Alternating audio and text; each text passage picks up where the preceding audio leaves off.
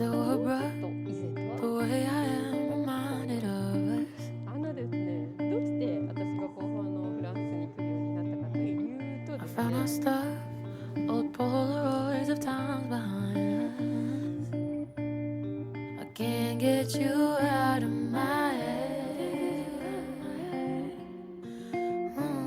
ボネケ本舗。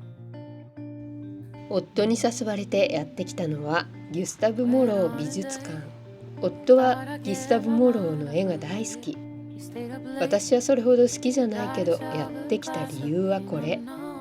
この美しいアトリエを皆さんにお見せしたくて。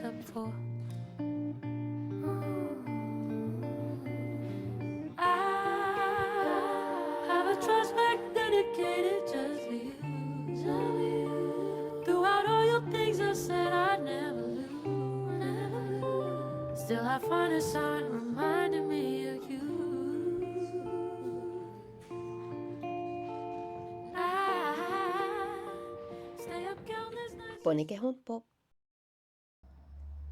あの美しいアトリエに触発されて、私も家の壁を飾ることに。この鏡は玄関の壁に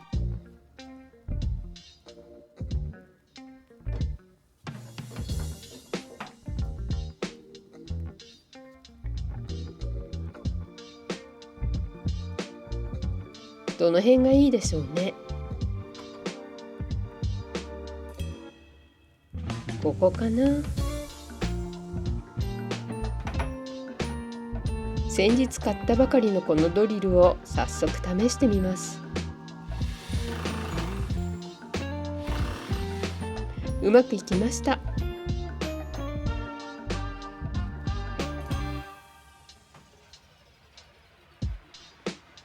完成。なかなか上出来。小さい鏡がここにもっと増える予定。次は私の部屋のこの壁。ここには鏡よりもっと実用的なもの。ドアを開けるときに邪魔にならないかちゃんとチェック。水平器を使ってバランスもチェック。またドリルの出番。ネジでしっかり留めて完成。これで少し部屋がすっきりしそう。ボネケ本舗。しばらくリビングルームのご紹介をしていなかったので、ちょっと今はこんな感じになってますっていうのを皆さんにご紹介したいと思います。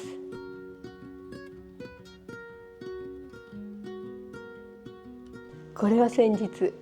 たシガーポット、サルグミーヌですね。と、この辺がシャトゥで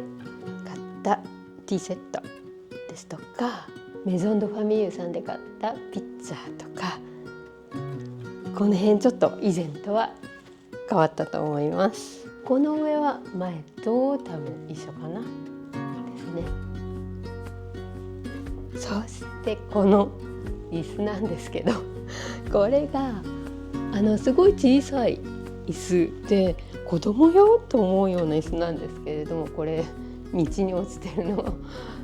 夫と散歩している途中で見つけて拾ってきました。ちゃんと蒸気をかけてきれいにして汚れも取ってみました。かなり低いのでソファに座った時に足を乗せるのにいいかなと思っています。子供用なのかな、本当に大人用なのかがちょっとわからないんですけど、こんな感じです。この色がとても気に入りました。こちらの棚もこちら側かな、結構数が揃ってきました。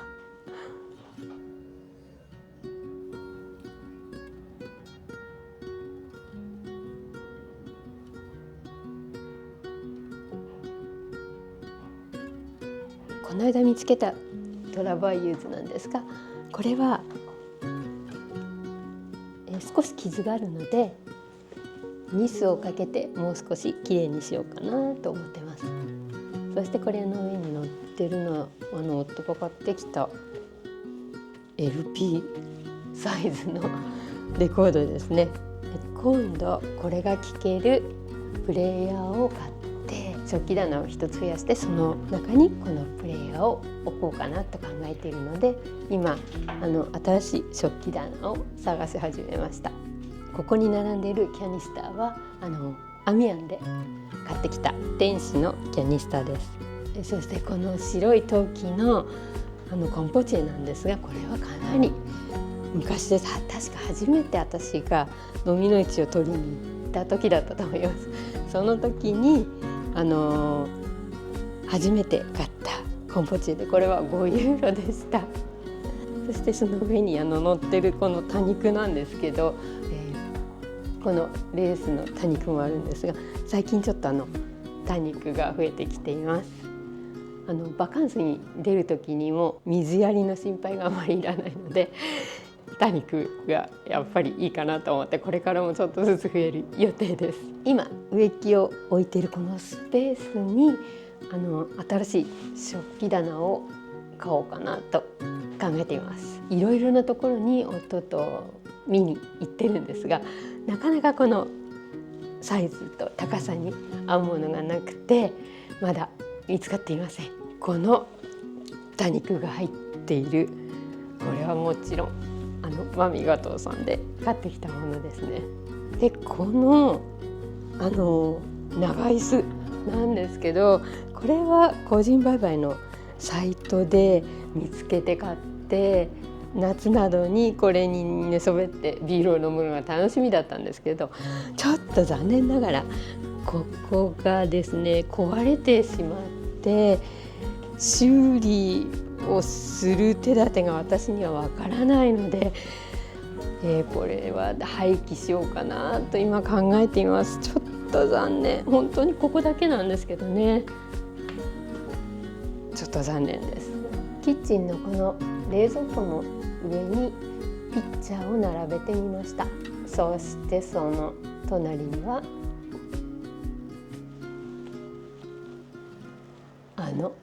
ベーベー社のキャニスターとジアンのピッチャーです。そしてここがキッチンとカウンターなんですけれど、天井と照明の間のこの上の棚のところに、ホーローのキャニスターですとかが並んでます。そして大好きなワイヤーのカゴですねはここにあります。そして向こうのキッチンの天井と棚の間に置いてあるのが、今回のリュードブルターニュで買ってきたビクトル融合通りのプレートです。それとアミヤンで買ってきた私の大好きなブーッと白のキャニスターなんかもあそこに並んでます。そして以前ご紹介しましたビストロのこの、高い椅子です。ここもちょっと以前とは変わったかなと思います。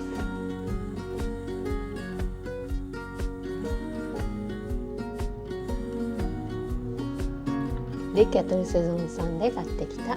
このピッツァにキッチン道具を入れています。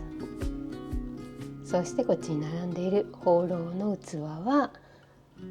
ジュシュの飲みの市で以前買ってきたものです。このデロンギのエスプレッソマシンの横に置いてあるのがコーヒー豆を入れてあるガラスポットとスプーンなんですが、それを置いてあるこれは確か極のブロカントで買ってきたシルバープレートです。カモメくんも元気です。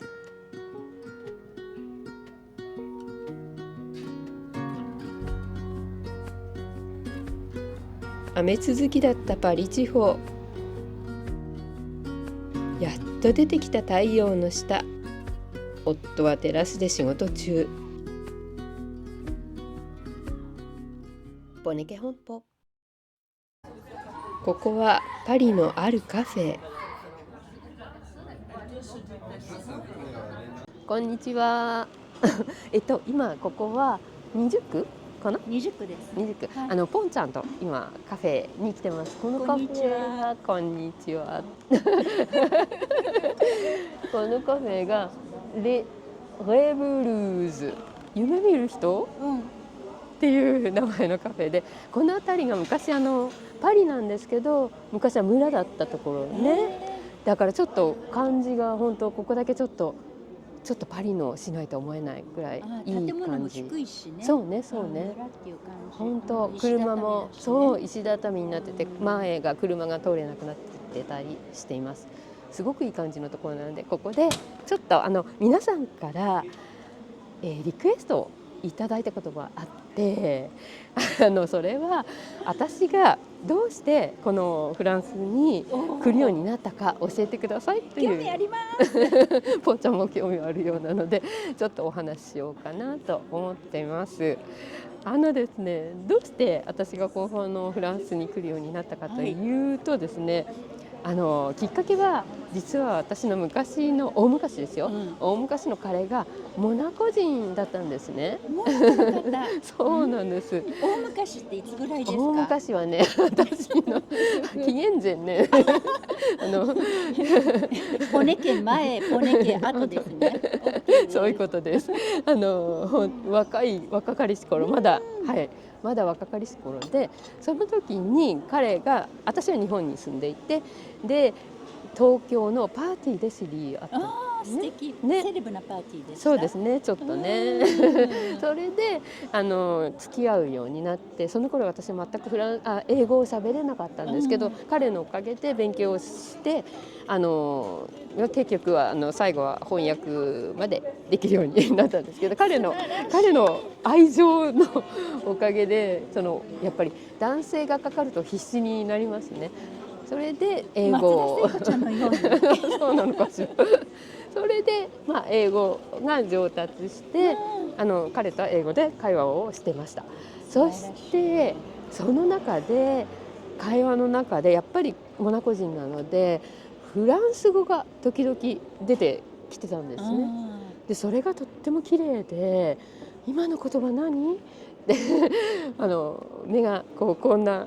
感じになって、それで興味を持ってフランス語を勉強し始めました。じゃあ日本で勉強してたんですね。そう結構頑張って、フランス語も始めて、そして結局その彼とはシンガポールに一緒に行くことになって、2年間シンガポールに行って、そっちで英語漬けになってたんですけど、でそこで別れることになって、残念ながらそれで一人でまた東京に戻ってきて、その時にあの時のねフランス語に対する思いを思い出して、これはフランスへ留学に行きたいと思って、そうなんです。ちょっと人生もう一度変えたいなと思うのがあって、それで自分でお金を貯めて、本当にほんのちょっとです。ソルボンヌの文明講座の1学期分だけ取れるお金を貯めてここに来ました、パリに。で文明講座に行かれたの？だって文明講座も結構勉強大変じゃない？大変でした。発音できるまでやり直されて2時間やってた子がいるっていう話。私は生地ちょっと勉強してたので、フランス語を日本で変になんていうの、レベルチェックの点数が良くて上のクラスに入れられてしまって、すごく私だけ落ちこぼれてました、中で。それで最後の試験も落ちました。い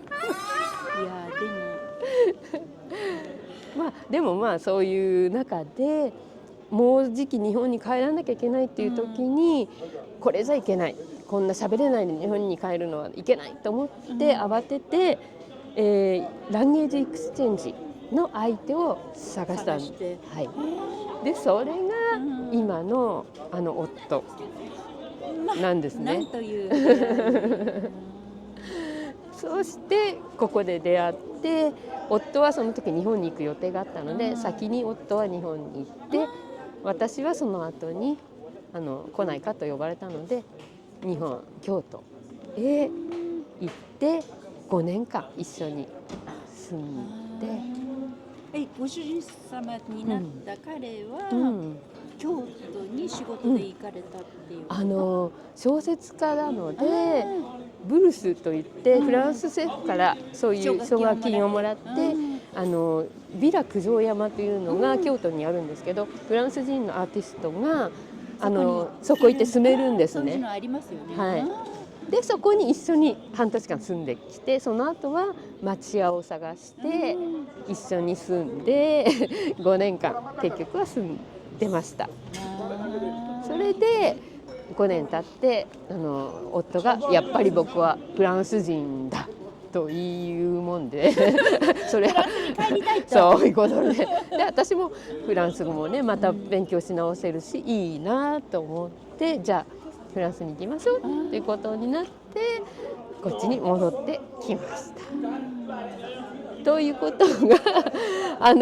私がここに、住むようになったきっかけです。だそうです。そしてそれからご結婚され、はい、末永く末永くパリでお過ごしくださいます。そうして今こうやってここにもそういうことでした。ということを本当に人生の最近の話なんですけれど、その前はいろいろやらかしてるんですがやらかしてるはいやらかしてます。ですが皆さんからのリクエストがありましたので、今日はこんな感じでお話しさせていただきました。楽しんでいただけましたでしょうかありがとうございます。これからも頑張ります。よろしくお願いします。じゃあねボネケ本舗。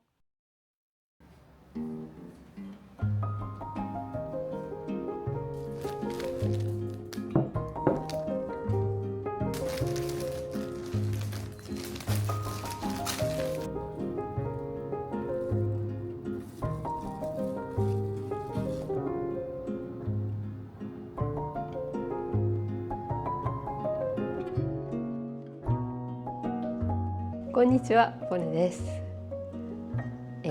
私がこの YouTube を始めたのは2021年の1月でした。それから約3年と少し、あっという間だったような、長かったような気がするんですが、とにかく無我夢中で頑張ってきました。そして最近ですね、ちょっと、動画をアップした翌日にダウンしてしまって寝込んだりしてしまうことが多くなってきてしまいました。年齢的なものもあるかと思いますが、少しちょっとペースダウンが必要かなと思い始めてきました。これからなんですが、動画のアップを隔週にしようかなと思っています。もう少し頑張ろう、もう少し頑張ろうと去年の夏ぐらいから、調子が悪くなってしまって、でも皆さん待っていてくださるから、もう少し頑張ろう、もう少し頑張ろうとやってきたんですが、また最近少し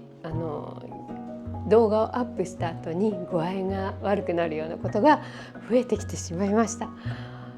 なので今後も頑張って続けていくためにも、ここは一度ペースダウンしようかなと思いました。一度は以前フランスで暴動があった時にそれをご報告した動画の中で、もしかしたらこれから2週間に1度の投稿になるかもしれません、申し訳ありませんというようなことを言ったかと思いますが、それでもやっぱりもう少し頑張ろうと思って結局は毎週ごとに動画をアップし続けてきました。ですが今思い返しますと、この3年間ですね、動画のことを一切やらない本当のお休みっていうのは1日しかなかったような気がします。初めは私は料理動画から始めたので、その頃私は仕事をしていました。ですので仕事を平日はしながら週末は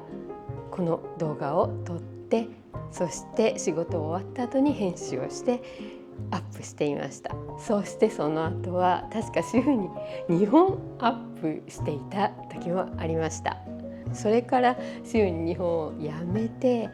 長めの動画を週に1本にして今日まで続けてきました。週に1本にしましたらもう少し楽になるかなと思ったんですが、その分動画が長くなったので結局はほとんど変わらず動画制作に追われて毎日が過ぎていくという感じでした。ですので大好きだったお料理やお菓子作りなどをする時間もほとんどなくなってしまっていました。そして日々が動画の編集と撮影に追われてしまって、私自身の楽しむ、私自身が生活を楽しむといった時間がほとんどない状態になってしまっていました。ですので今後はそれを改めて2週間に1本の投稿にして、その分私自身の生活を充実させて、それを撮ってお伝えしたい、そういうふうに今は思うようになりました。ですので毎週待っていてくださっていらっしゃる方に本当申し訳ないんですが、今後は2週間に1本のペースで皆様にお会いすることになると思います。その分内容をぎゅっと濃くしてますます皆さんに楽しんでいただける動画にしようと思っていますので、今後もどうぞよろしくお願いいたします。また次回の動画も楽しみにお待ちになっててくださいね。